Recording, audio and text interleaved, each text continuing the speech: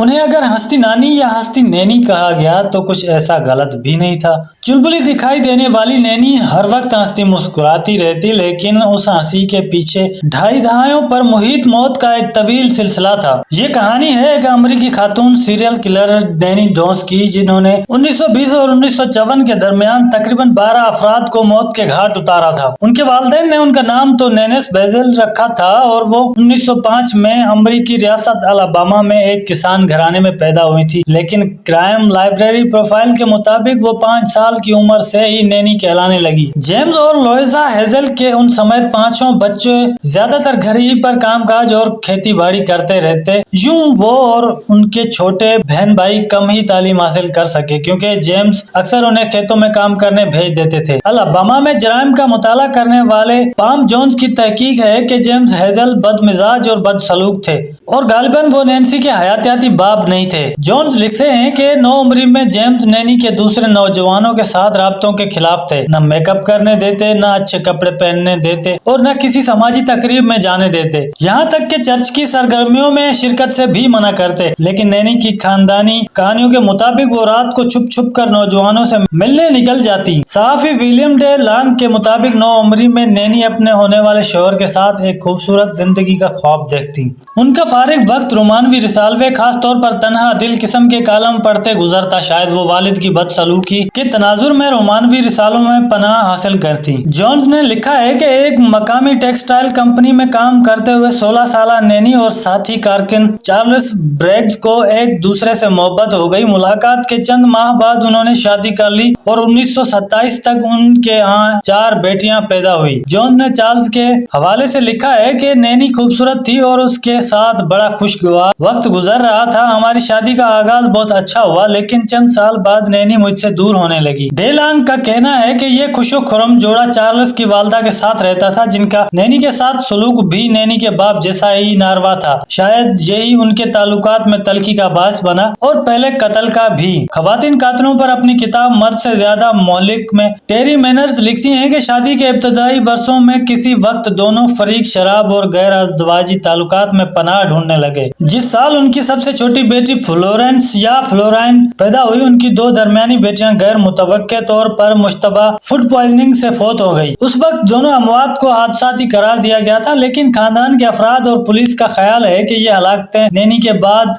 میں دہائیوں تک چلے قتل کے سلسلے کا آغاز تھی۔ ان بیٹیوں کی قبروں کی مٹی بھی خشک نہیں ہوئی تھی کہ چارلس اپنی بڑی بیٹی ملوینا کو لے کر کہیں چلے گئے۔ فلورین اپنی ماں کے ساتھ رہ گئی۔ یوں ہی نینی کی یہاں شادی 1928 میں طلاق پر ختم ہوئی۔ چارلس 1928 کے آخر میں ملوینا اور ایک نئی بیوی کے ساتھ واپس آئے۔ نینی اپنی بیٹیوں کو لے کر اپنے والدین کے ہاں چلی گئی اور اپنے بچوں کی کفالت کے لیے مکانی کاٹن مل میں کام کرنے لگی۔ یوں چارلس خوش قسمت رہے کہ ان کی جان بچی۔ جونز لکھتے ہیں کہ دوسرے شوہر کی تلاش میں نینی نے ایک نیا طریقہ آزمایا، جسے مستقبل کے ساتھی ڈھونڈنے میں بھی اپنایا جانا تھا، یعنی تنہا دل قلب میں اشتہار۔ فرینک ہیلسن کے نینی کے اشتہار کا جواب شاعری اور ایک خوبصورت تصویر کے ساتھ دیا۔ نینی کے جوابی خطوط میں جنسی میلان کا اظہار ہوتا اور ایک تصویر ان کی شادی 1929 میں ہوئی۔ یہ ایک اور مصیبت ثابت ہوئی۔ فرینک ایک بدسلوک شرابی تھے، جنہوں نے اپنی شادی شدہ زندگی کا ایک بڑا حصہ مقامی جیل میں نشہ آور چیزوں کے استعمال کرتے گزارا۔ نینی نے یہ سب تعین کرنے سے پہلے کہ ان کے دوسرے شوہر ان پر بوجھ ہیں، 16 سال تک جسمانی اور جسمانی تشدد برداشت کیا۔ تاہم فرینک سے نمٹنے سے پہلے نینی نے خاندان کے کم از کم 2 دیگر افراد کو قتل کیا تھا اور وہ ان کے نواسے اور نواسی تھے۔ نینی کی بڑی بیٹی ملوینا نے 1940 کی دہائی کے اوائل میں شادی کی اور پہلے ایک بیٹے اور 2 سال بعد ایک بیٹی کو جنم دیا۔ جونز کے مطابق جب ملوینا ان کے شوہر ہسپتال کے کمرے میں سو رہے تھے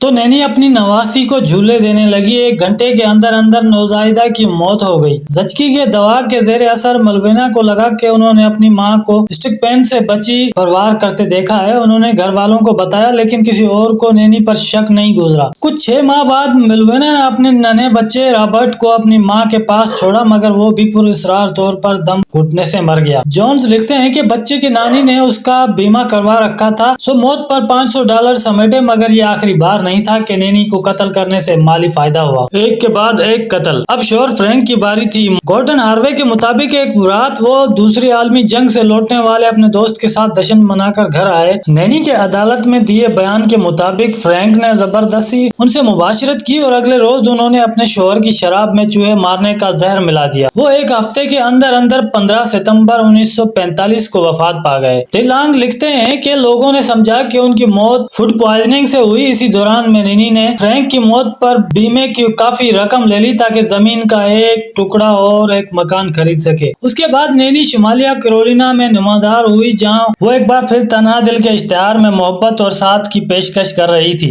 एक मजदूर अर्ली लैनिंग ने बस 2 दिन ही में मिलने के बाद अधेड़ उम्र नैनी से शादी कर ली। जोन्स लिखते हैं कि शुमाली कैरोलिना में रहते हुए नैनी ने एक बाइज्जत शादीशुदा खातून की तरह अवामी जिंदगी गुजारी और मकामी मेथोडिस्ट चर्च की एक फाल रुकन बन गयी। उन्हें पड़ोसियों की हमदर्दी भी हासिल हो गई क्योंकि उनके शोहर का शहर की तवाइफों के यहाँ जाने का सबको इल्म था। चुनांचे जब कई दिनों तक उल्टी चक्राने और दीगर अलामात के बाद अर्ली की मौत हो गई तो उनकी गमज़दा बेवा पर शक के बजाय सब ने उनसे अच्छा सलूक किया। हालांकि नैनी ने दोस्तों और हमसायों को यह भी बताया कि उनके शोहर की तबीयत उन्हीं के दिए नाश्ते और काफी के बाद बिगड़ी। डॉक्टरों ने भी हार्ट अटैक की वजह शराब को करार दिया। हार्वे लिखते हैं कि उस वक्त इलाके में फ्लू का वायरस भी था। इस तरह मौत का मशकूर न मानते हुए कोई पोस्टमार्टम नहीं किया गया। जब नीली को मालूम हुआ कि उनके मरहूम शोहर ने अपना घर अपनी बहन को देने की वसीयत की थी तो उन्होंने अपना सामान और टेलीविजन बांधा और शहर से बाहर निकल गई। चंद घंटों के अंदर अंदर घर में राख और सुलगते कोयलों के सिवा कुछ न था। नैनी एक करीबी शहर में अर्ली की मां के पास रहने चली गई। चंद हफ्तों के बाद आग के बीमे का चेक पहुंचा जो अर्ली के नाम था और वसीयत के मुताबिक उनकी बीवी की मिल्कियत होना था, लेकिन बहन को चेक मिलने से पहले ही अर्ली की मां का अचानक इंतकाल हो गया। नैनी ने गैर कानूनी तौर पर चेक कैश करवाया, एक बार फिर अपना टेलीविजन बैक किया और शहर छोड़ दिया। वो अपनी बहन डेवी के देखभाल के लिए अलाबामा गई, जिसके फौरन बाद उनका भी अचानक पुरस्कार मौत हो गई। 1950 की दहाई के अवाइल में नैनी ने डायमंड सर्किल क्लब में शामिल होने के लिए $15 की फीस अदा की। उन्हें चौथे शोहर रिचर्ड मोर्टन खुतूत पर मुबनी इस सर्विस के जरिए मिले। कंसास के ये रिटायर्ड सेल्समैन नैनी के साबिक़ 3 शोहरों से वाज़ेह तौर पर मुख्तलिफ थे।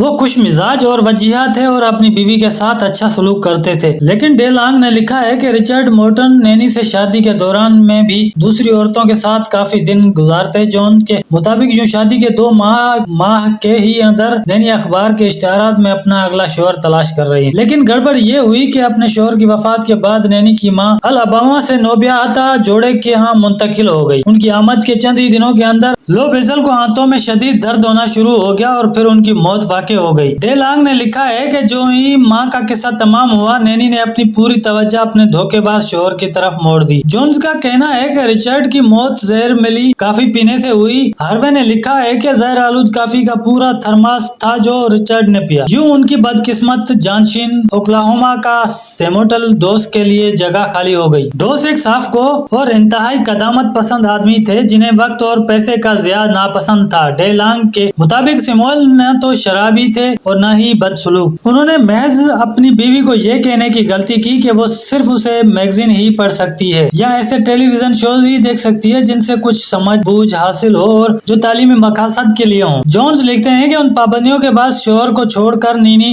अलाबामा चली गई। सिमोल ने अपनी नाराज बीवी से घर वापस आने की इल्तिजा की, यहाँ तक कि उन्होंने नैनी को अपने बैंक अकाउंट में शराकतदार बना दिया और अपनी बीवी के हक में अपने 2 लाइफ इंश्योरेंस पॉलिसियां भी ले ली। नैनी ने एक रोज उन्हें घर का बना केक खाने को दिया। 24 घंटों के अंदर अंदर उन्हें जलन के साथ पेट दर्द होने लगा। वो कई हफ्तों तक अस्पताल में दाखिल रहे और फिर सेहतयाब होकर घर वापस आ गए। घर वापसी का जश्न मनाने के लिए नैनी ने उनके लिए एक खुसूसी खाना तैयार किया, जिससे पहले जहर आलूद काफी भूख बढ़ाने के लिए दी। डेलांग के मुताबिक ये जहर भरी काफी उनका आखिरी मशरूब थी। यही नैनी से गलती हुई। उनके 5वीं और आखिरी शोहर का इलाज करने वाले डॉक्टर को गड़बड़ का शुबा तो हो गया था, लेकिन उनके पास कोई सबूत नहीं था। चुनांचे डॉक्टर ने नैनी, जिन्हें अपने शोहर की मौत के बाद जिंदगी के बीमे के 2 रकूम मिलने वाली थी, को राजी कर लिया कि शोहर का पोस्टमार्टम करने दें। डॉक्टर को सैमुअल डोस के जिस्म में आर्सेनिक की भारी मिकदार मिली और उन्होंने पुलिस को खबर दे दी। नैनी को 1954 में गिरफ्तार कर लिया गया।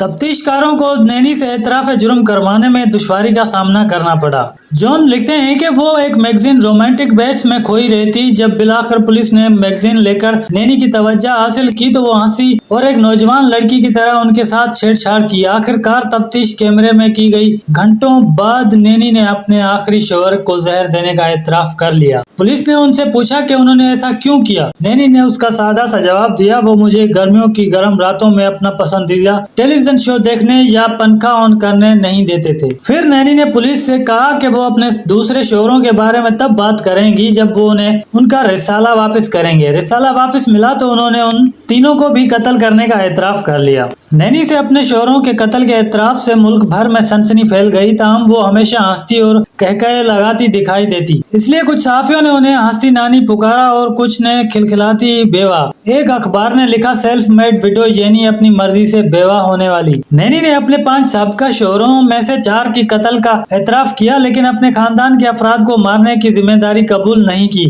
तफ्तीश के दौरान ही में उनके 8 मुशबता शिकारों की लाशें निकाल ली गई। पोस्टमार्टम से नैनी के दीगर 3 मुर्दा शोहरों और उनकी मां की बाकियात में जहर का इंकशाफ हुआ।